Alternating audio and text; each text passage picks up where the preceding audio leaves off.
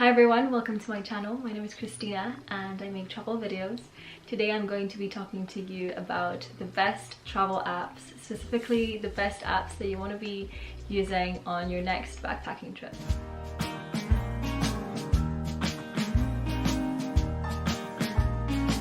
So I've divided this video into 7 main sections. The first section is navigation. So this is maps on your phone. How are you going to get around before you travel to your destination, you know, getting familiar with where you're going, but also once you're there, knowing where exactly you're in and finding your way around. So my favorite app for this is maps.me. If you haven't heard of maps.me, is amazing. It's genuinely my favorite app out of this whole list. It basically allows you to download maps once you have Wi-Fi and then allows you to use them once you don't have internet. You just pinch down into a particular geographical location and then download the maps, and it allows you to really like zoom in into every single street, every single shop and different things like that, which is super useful. Definitely one of my favorites. We also have Google Maps, which is very similar. Google Maps is great for determining how long it takes you to get from one place to another. For example, walking distance, how long will it take me to get from point A to B. There's also a function in Google Maps that allows you to download maps to be used offline, which is great. But I do prefer Maps.me offline for some reason, but Google Maps is also amazing. So both of them I recommend you have on your phone. The next category is planning. So when it comes to planning, I love planning my trips ahead, just finding out different things to do in different places that I'm going to visit. But I also like having sort of that space to be spontaneous and just go with the flow and not really have everything like booked in advance. I think it depends on the length of the trip as well. So if I'm going on a really long trip, I might give myself more room for exploration and just spontaneity. Whereas if it's a like short weekend away, then I'll make sure I have everything written down. So that being said, I really like the app Notion. Notion is an all-in-one workspace. I don't only use Notion for travel, but I use Notion for every aspect of my life, to be honest, and I really recommend you to get it. Notion is an amazing platform because it allows you to have different folders for your different trips, different sections, and it's a really cohesive way to really store all of your research and preparation for your next trip. I have also used Evernote in the past, but I have eventually just migrated all of my stuff into Notion because I prefer using Notion, but you can check Evernote out as well if you like and just see if you prefer that one instead. For the next section, we have transport, and I really like using Skyscanner or Kayak and find the best deals for flights. This saves you having to go onto individual airline companies and looking for flights, so it really is a time saver and they're really good search engines. Skyscanner is also great because it allows you to look for the cheapest flights anywhere in the world, so you can just select the airport that you're flying from and then just put everywhere, and it just shows you the cheapest flights everywhere in the world.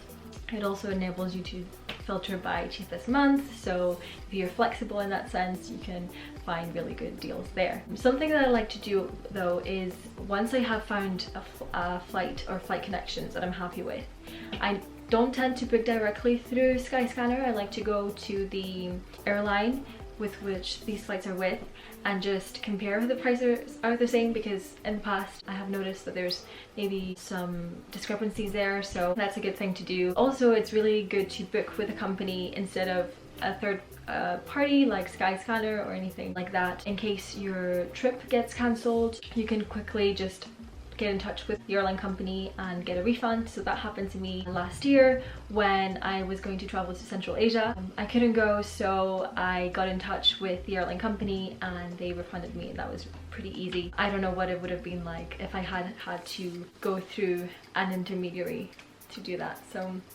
that's a little tip for you there. Also, in terms of transport, so this is for planning your trip before you actually get there, but you can also use, depending on where you're traveling, getting familiar with the different airline companies that are common in the regions that you're traveling to. So for example, in Europe, low budget and affordable airline companies are Ryanair and EasyJet. In places like Southeast Asia, for example, there's AirAsia.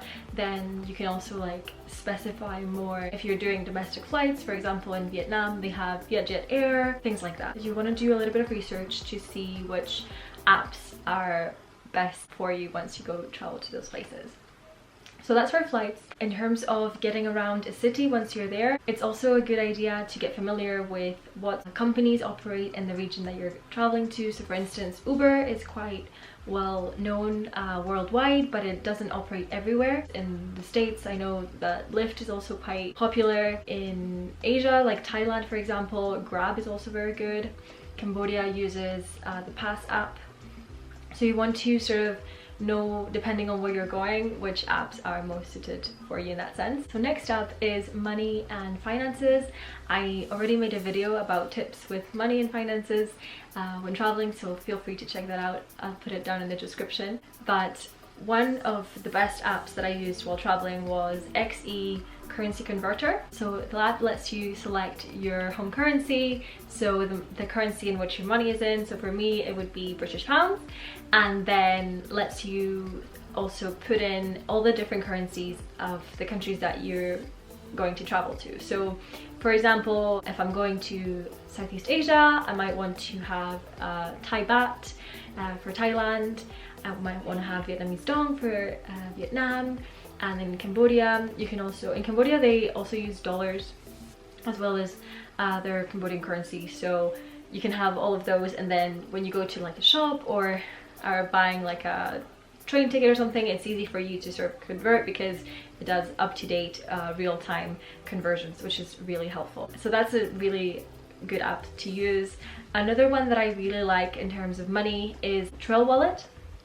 So Trail Wallet, what it does is allows you to track your budget, track your spending while you're traveling, and allows you to sort them by category so you know where your money is going, and lets you set a budget to show if you're going over budget or not. So it's a really good way to stay within your budget and make sure that you don't run out of money halfway through your trip. Another tip that I have in terms of finances is getting a card, a Visa card or a debit card that doesn't charge you a lot of transaction fees, because if you're using this card a lot, it's gonna end up costing you a lot of money if you're constantly losing money. For example, when you're withdrawing money from ATMs, or you know, just paying by card in a foreign country. What I have started doing lately is I travel with my Monzo card. Monzo is as a bank. It doesn't charge you any transaction fees, especially if I'm traveling in any other country in Europe, which is really handy. Depending on the country that you live in, you might want to select a different bank that works for you. The Monzo app is really good if you're UK based, because it will allow you to, as I said, not pay any transaction fees, but it's also great because it also allows you to sort of sort exactly where your money is going. In the app you can put in what money and expenses are going where. So for example, I've paid this money, this is for my accommodation, this bunch of money is going towards food, etc. So really recommend that one. Now on to the next category, we've got accommodation. My favorite app to use for accommodation is Booking.com.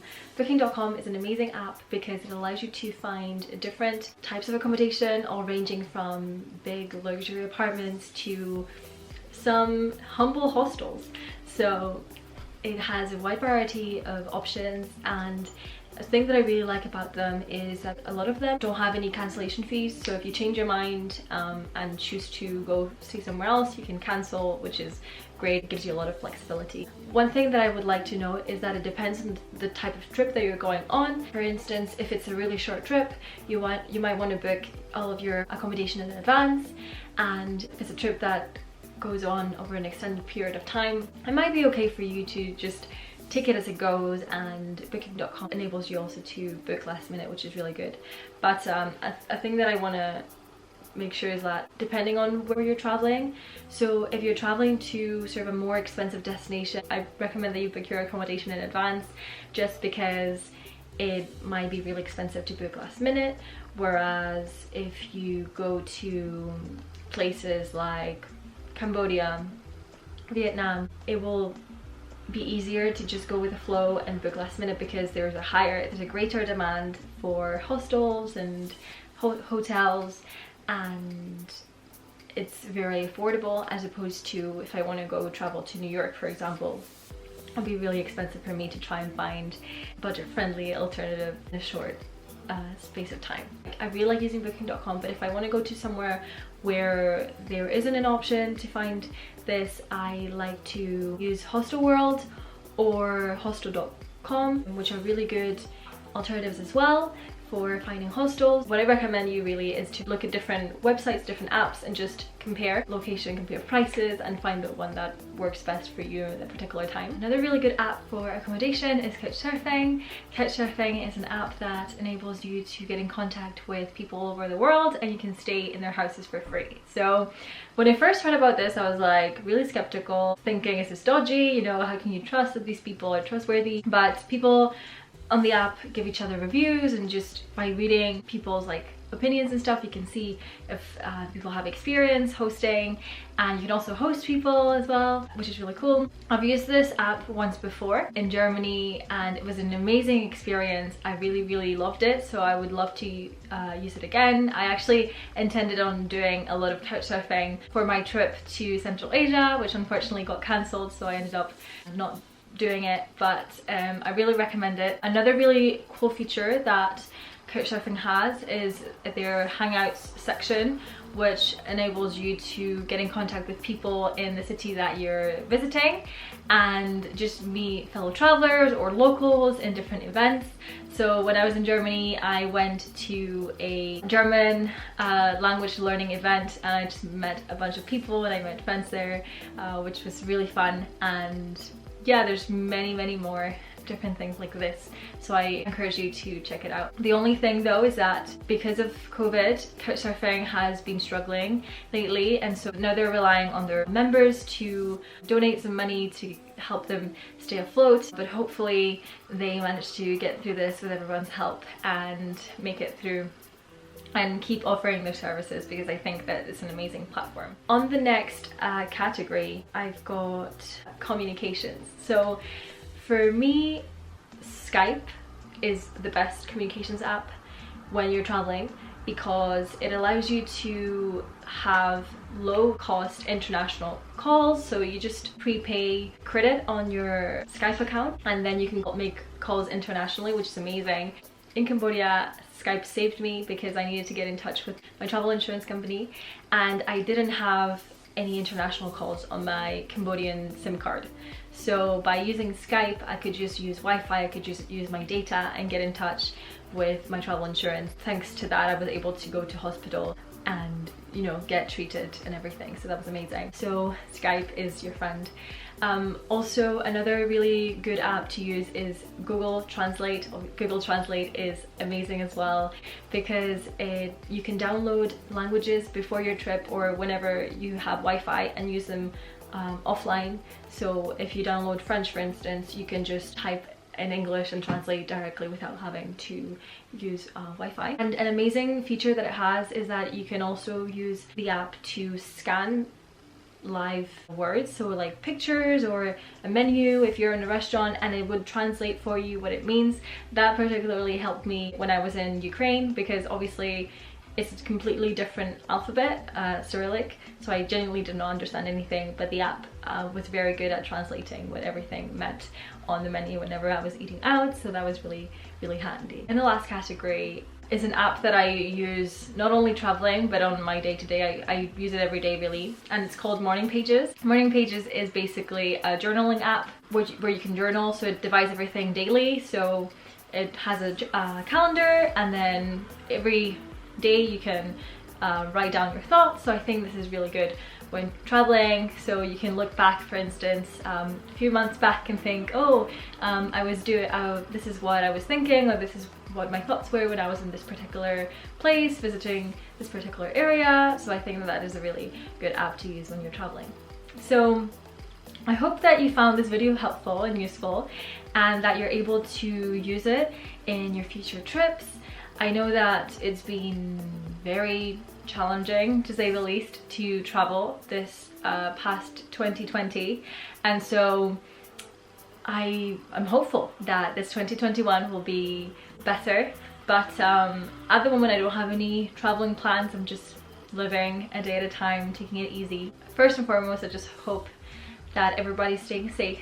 I believe travel is a luxury and is an amazing opportunity for us to get to know the world, get to know people, different cultures, different ways of living, but we also need to travel responsibly. And so, you know, I encourage you to do that if you feel it's safe to do so. I hope that you enjoyed the video, and I'll see you very soon. Bye!